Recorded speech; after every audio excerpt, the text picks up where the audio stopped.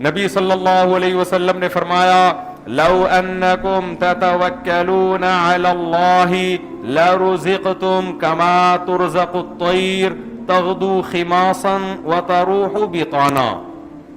آپ صلی اللہ علیہ وسلم نے فرمایا اگر تم اللہ پہ ایسے توکل کرو جیسے توکل کرنے کا حق ہے. مجھے یاد دلائیے گا, میں دو فرق بتانے تھے کہ کافر میں اور مسلمان میں فرق کیا ہوتا ہے. اسباب وہ بھی اختیار کرتے ہیں اور اسباب ہم بھی, تو پھر ان میں اور ہم میں فرق کیا, ایک میں نے بتا دیا دوسرا رہ نہ جائے.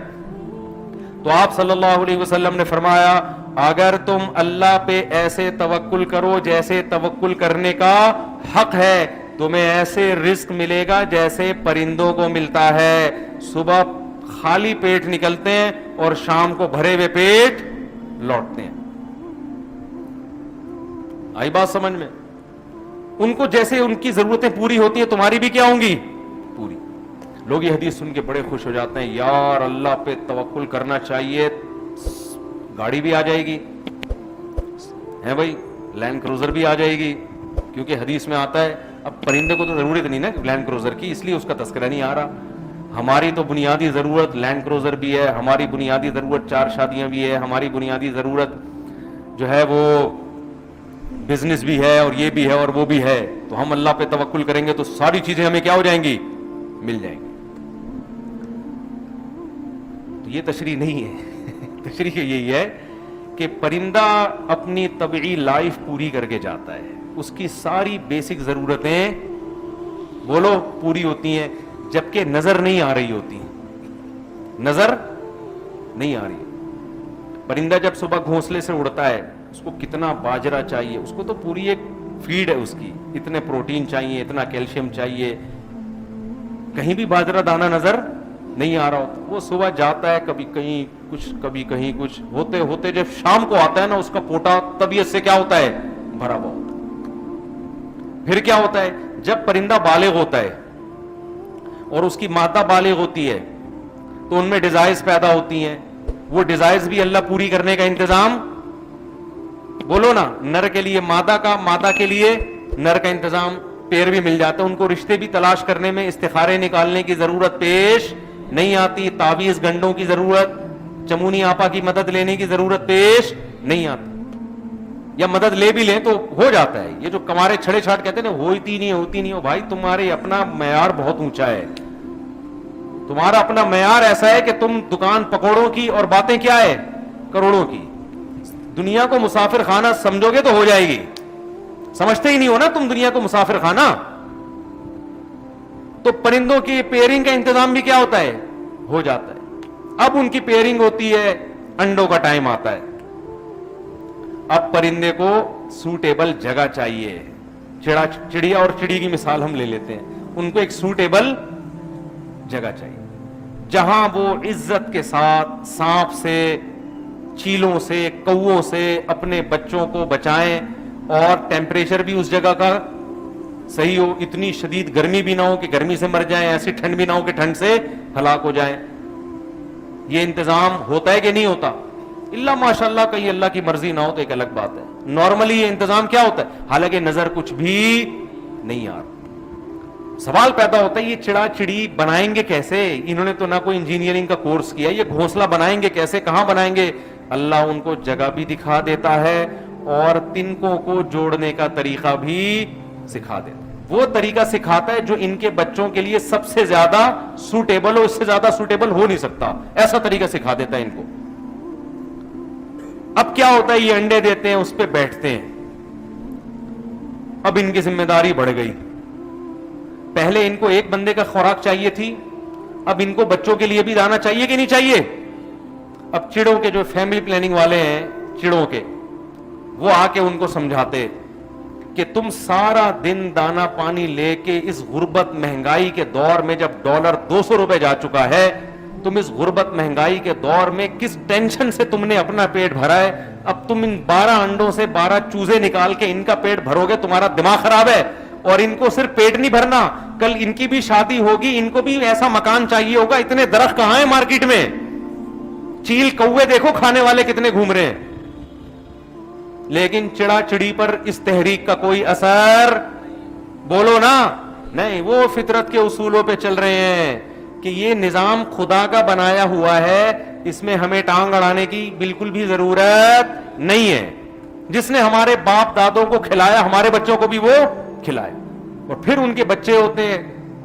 اب بچے ہونے کے بعد ذمہ داری ڈبل ہو گئی اور کام کرنے کا ٹائم ان کے پاس شارٹ ہو گیا.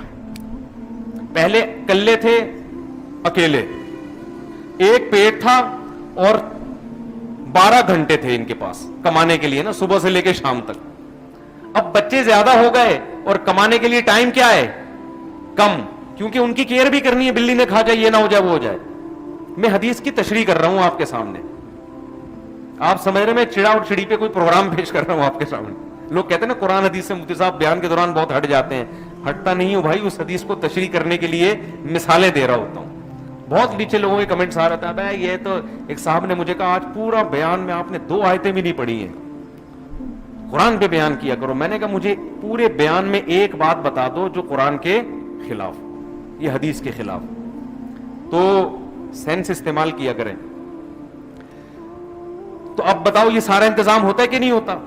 پھر وہ بچے بڑے ہوتے ہیں, ان کی شادیاں, پورا صدیوں سے سیٹ اپ چلتا ہوا آ رہا ہے. کوئی ناگہانی آفت آ جائے یا اللہ ہی ان کی نسل کو کنٹرول کرنے کے لیے ان کے اوپر چوہے چھپکلیاں مسلط کر دے تو الگ بات ہے, نارملی ایسا نہیں ہوتا. تو حدیث کا مطلب بھی یہ ہے کہ تمہاری جو بیسک ضرورتیں ہیں, اللہ پہ اعتماد اور توکل کرو گے تو وہ ضرورتیں کیا ہوں گی, بولو, پوری ہو جائیں گی. تو ہماری بیسک ضرورت بھی میرے بھائی یہی ہے کہ جب رات کو سونے کے لیے بستر پہ جائیں تو پیٹ, بولو نا, بھرا ہوا ہو, سمجھتے ہو, اور گھر ایسا سوٹیبل ہو جس میں دھوپ گرمی سے بچنے کا انتظام اور سر چھپانے کی جگہ ہو, چاہے اپنے پیسوں سے ہو, چاہے کسی بیوقوف نے 3 کروڑ کا گھر بنا کے آپ کو تھوڑے سے کرائے پر, میں تو مالک مکان کو بیوقوف کہتا ہوں, 2-2, 3-3 کروڑ لگا کر تمہیں 40-40 ہزار میں پکڑا دیتا ہے. وہ گھر بنایا اس نے, فائدہ کون اٹھا رہا ہے, تم تھوڑا سا کرایہ دے کے موج مستی کر رہے ہو اس میں, تو وہ تو بیوقوف ہے. وہ آپ کہہ سکتے ہو بیوقوف کیوں, اتنی بڑی پراپرٹی اس کی 2 کروڑ کی 3 کروڑ کی, اتنی بڑی, تو کیا کرے گا, 2-3 کھائے گا کیا اس کو, نہیں آ رہی میرا خیال ہے. دیکھو آپ نے ایک دیگ بنائی نا 2 لاکھ کی, آج کھا لو, جو بچ گئی صبح ناشتے میں کھا لینا, جو بچ گئی دوپہر کھانے میں, پھر جو بچ گئی رات کھانے میں. 1 ہفتہ نہیں, 1 مہینہ نہیں, 2 مہینے میں پوری دیگ آپ کھا کے, بولو, استعمال کر. دیگ کا کام کیا ہے, کھانے کا استعمال کیا ہے, پیٹ میں جانا. تو کھانا جتنا مرضی بنا لو, ایک نہ ایک دن بالآخر آخری لقمہ کھا کے آپ کیا کر لو گے, ختم. یہ کھانے کا استعمال. مکان کا استعمال کیا ہے, رہنا. نہیں آئی بات سمجھ میں؟ آپ نے 3 کروڑ کا مکان بنا کے اس میں جو موٹے موٹے سریے ڈال دیے, آپ کی ہڈیوں کا سریا بہت تیزی سے زنگ کھا رہا ہے, آپ کو اس میں اتنا رہنا نصیب نہیں ہوتا. دیکھ تیار آپ کرتے ہو, کھاتا کوئی اور ہے. اتنا زیادہ اپنا اپنا اپنا, میرا مکان, یہ مسافر خانہ جو لوگ دنیا کو سمجھتے ہیں, ان پہ یہ چیزیں سوٹ, بولو, نہیں کرتی. میں تبھی کہتا ہوں اگر آپ کو پیسہ بچانا ہے نا بزنس کے لیے, تو پلاٹ خرید کے بیچ دیا کرو, مکان کرائے پہ ہی رہو. اچھا ہے, مکان کس پہ رہا کرو, کرائے پر. دوسرے کی انویسٹمنٹ سے فائدہ اٹھاؤ یار. اس نے اتنا اچھا گھر بنا دیا, اور ویسے بھی 5 سال میں اس کے گھر کا بیڑا غرق کرنا ہے آپ نے, تو کیوں اپنا اچھا گھر بنا کے کسی اور سے بیڑا غرق کروا رہے ہو؟ آپ کو پتہ ہے نا کرایہ دار کیسا بیڑا غرق کرتے ہیں گھر کا. آپ اس خوش فہمی میں ہوتے مجھے 40,000 50,000 کرایہ دے رہے ہو. بھائی جب یہ جائے گا نا 5-10 سال کے بعد, جو ریپیئرنگ ہوگی نا اس کی, اس میں آپ کی آنتیں ہل جائیں گی. تو خیر یہ تو ایک الگ ٹاپک ہے, یہ میرا بھی ٹاپک نہیں تھا بیان کا. تو میرا مقصد تو یہ, اگر پراپرٹی خرید کے بیچنا ہے تو مکان خرید کے بیچ دو, اپنا مکان بناؤ اس نیت سے جہاں اچھے پیسے لگیں گے کسی کو پہنا دیں گے ہم فوراً, ٹھیک ہے نا. رہنا وہنا نہیں ہے بھائی, مسافر خانہ ہے, موو ٹریولنگ کرنا ہے, ایک دن جنازہ اٹھے گا قبرستان میں چلے جائیں گے, تو کیا رہنا وہنا, یہ دیواروں اینٹوں سے دل لگانے کا بالکل بھی نہیں ہے. اور پھر بھی بہت پیسہ دیا ہے تو کھا پی کے جو بچ گیا تو چلو یار بچوں کے لیے ایک مکان بنا دو, حرام نہیں ہے.